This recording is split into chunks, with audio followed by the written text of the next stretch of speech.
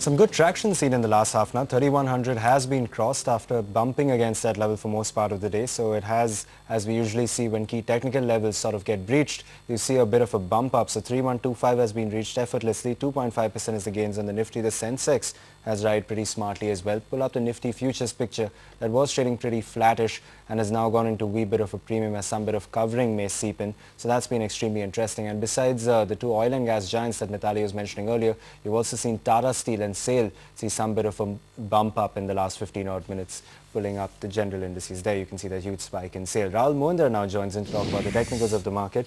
Rahul, what's your call currently? We have seen that 3100 level breached.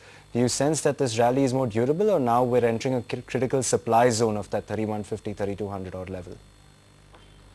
Well, I won't really use the phrase supply zone, but just to recall, over the last 2 to 3 weeks, we've been pointing out that 3200 is a very likely target. Even today morning, we pointed out 3190 is a kind of target you would look forward to in the short term.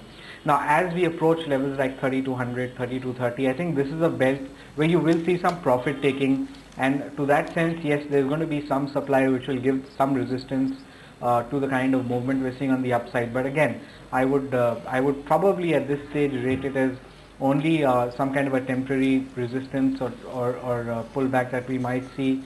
My own view is that the market does have the strength to even get past this 3200, 3230 level. I think once we break out, we take it from there. But at this stage, I think we're on course for 3200.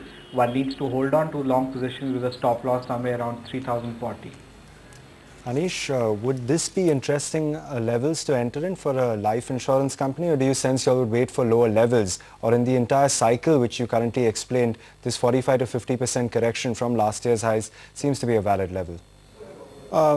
From long-term investment perspective, I feel that this is a reasonable opportunity to get into. But at the same time, on the poor results, there is a possibility that the market would correct. So incremental deployments can take place there. But if we are talking about 2 to 3 year perspective, my sense is that certainly we would be coming out of recession, and then from these levels there would be handsome returns coming in. All right, Anish, thanks for joining us with your perspective. Well, we'll slip into a very short break, but before we do that, after a volatile 2008...